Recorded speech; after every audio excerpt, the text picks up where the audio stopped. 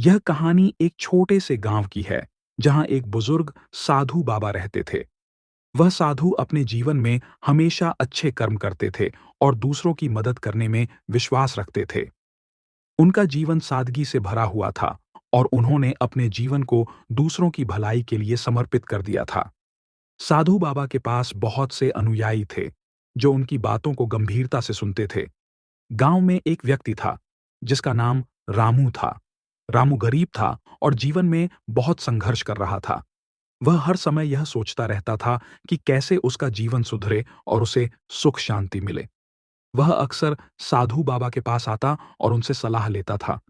एक दिन रामू ने साधु बाबा से पूछा, बाबा, मैं बहुत मेहनत करता हूं, लेकिन मेरे जीवन में कभी भी खुशियां नहीं आती। क्या कारण है? साधु बाबा मुस्कुराए और बोले, रामू, यह जीवन एक कर्म फल का खेल है। जैसे तुम खेतों में बीज बोते हो, वैसे ही अच्छे कर्मों के बीज भी तुम्हें अपने जीवन में बोने होंगे। अच्छे कर्म हमेशा फल देंगे, भले ही वह फल तुरंत न दिखें।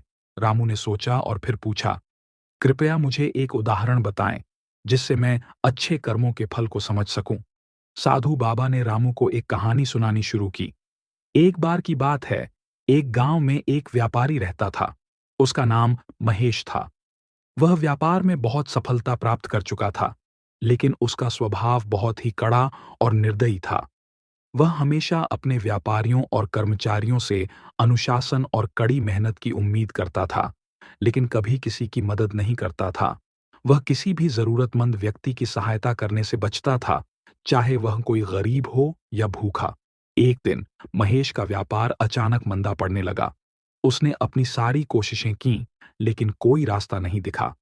साधु बाबा ने रुकते हुए कहा, महेश को इस समस्या से उबरने के लिए उसने किसी से मदद नहीं मांगी।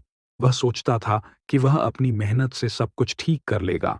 लेकिन एक दिन महेश ने महसूस किया कि उसकी मेहनत का कोई फल नहीं मिल रहा है।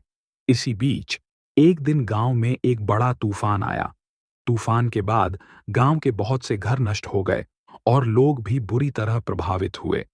रामू उत्सुक होकर बोला, फिर क्या हुआ बाबा? साधु बाबा ने कहा, महेश के पास इतना पैसा था कि वह गांव के पुनर्निर्माण के लिए सहायता कर सकता था, लेकिन उसने नकारात्मकता के साथ अपने धन को अपने पास रखा। कुछ समय बाद वह स्वयं आर्थिक संकट में फंस गया। अब उसकी कमाई भी कम हो गई थी, क्योंकि उसने दूसरों की मदद नहीं की थी। उसके कर्मों का फल उसे मिलने लगा। तब एक दिन एक वृद्ध व्यक्ति महेश के पास आया। वह वृद्ध व्यक्ति उसे बताने लगा कि अगर वह अपनी संपत्ति को सही जगह पर लगाए, तो उसे न केवल लाभ होगा, बल्कि उसकी जीवन शैली भी सुधरेगी। लेकिन महेश ने उस वृद्ध व्यक्ति की बातों को नजरअंदाज किया। साधु बाबा ने कहानी समाप्त करते हुए कहा, रामू, जब हम अच्छे कर्म करते हैं, तो उनका फल हमें किसी न किसी रूप में जरूर मिलता है।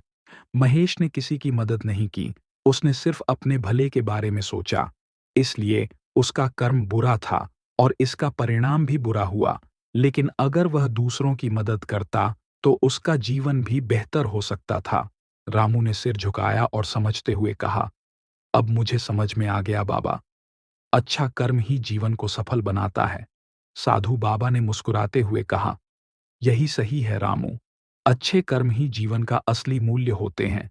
जो दूसरों की मदद करता है, वही असल में अपना कर्म फल प्राप्त करता है। रामू ने वह सबक अपनी जिंदगी में लागू करने का निर्णय लिया। उसने पहले ही दिन से अपने आसपास के लोगों की मदद करनी शुरू कर दी। धीरे धीरे उसके जीवन में खुशियां आईं और वह समझ गया कि अच्छा कर्म करना न केवल दूसरों की भलाई करता है, बल्कि खुद को भी एक स्थिर और खुशहाल जीवन प्रदान करता है।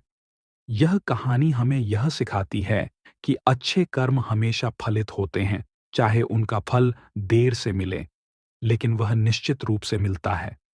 हमें अपने कर्मों को अच्छे, ईमानदार और दूसरों की मदद के लिए करना चाहिए, क्योंकि यही सच्चा जीवन है।